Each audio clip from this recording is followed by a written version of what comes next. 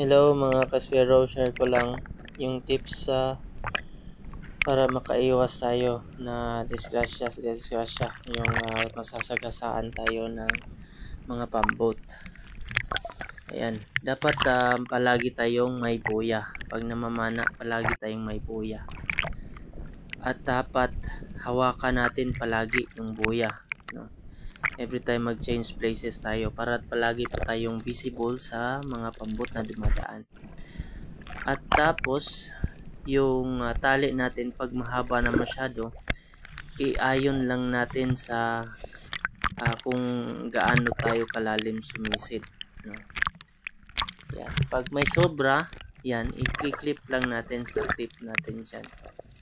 Ayan, clip natin dyan. Ayan. Tapos titignan talaga natin yung line na hindi siya naka-attach, hindi siya nakapulupot sa ating mga katawan or fins. Ayan, kita natin. Ayan. Tapos dun sa pag-dive naman natin, bitawan natin yung line na nakakabit malapit sa boya. At tapos titignan natin yung line na hindi talaga siya nakakabit sa ating katawan, kasi pagka may napana tayong isda at tapos yung line naman ay nakapulupot sa ating katawan, ayan, delikado yun. Hihilain ng isda yung shaft at hindi na tayo tawag nito, akyat sa ibaba. At dapat may dive knife tayo palagi. Pagka nangyari yon, puputulin natin yung line. Yan. Ito yung maganda kapag ginawa natin yung line natin ayon lang sa kalaliman ng pupuntahan natin. Kasi pagka mahaba masyado yung line natin, kalaunan malayo na yung boya natin na dinadala. Kaya yun, pag akyat natin masasagasaan tayo pagka may daraan na pambot, kasi akala niya yung tao na nagda-dive ay nandun lang malapit sa boya, kasi yun lang yung nakikita niya. Ito, tingnan nyo, pagka hindi masyadong mataas yung line natin, malapit lang yung boya sa atin. Ayan, pag akyat natin, malapit lang siya.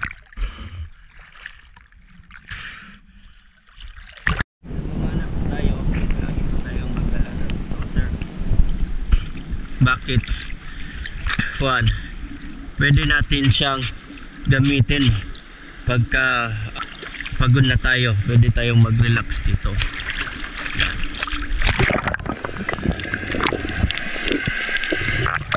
Malawa, pagka may mga gamit tayo, pwede natin ilagay like slipper at kung ano pa. Pangatlo, pag may isda tayo, dyan natin ilalagay yung slinger. Pang-apat, pag malaki yung isda at hinatak yung shaft nyo at nakakabit yan sa pana nyo, tapos wala kayong buya, babay yung mga pana nyo. Kaya pag may buya tayo at nakakabit yung pana natin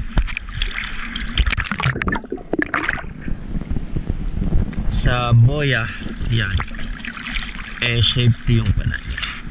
Yan. Panglima, para palagi tayong visible sa mga pambot. Pagka may buya tayo, palagi tayong visible sa mga pambot na dumadaan, hindi tayo madaling masagasaan nila.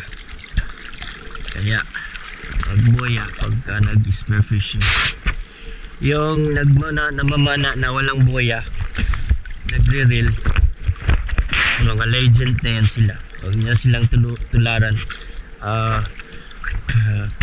It takes years to be legend. Tapos yung mga delikado yon, yung mga huli nila na nilalagay nila sa kanilang hawakan, delikado yon.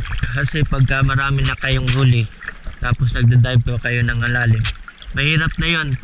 Mahirap ka nang umangat pataas kasi drag na masyado yung huli niya sa kanyang pag-akyat, dive at saka pag-dive sa ilalim. Delikado yon.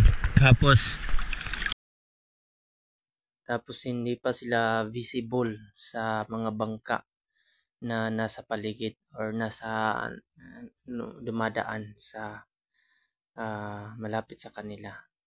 Kaya advice ko, palagi tayong magbuya, no? Para safety tayo palagi at visible palagi yung makikita tayo palagi ng mga bangka na dumadaan.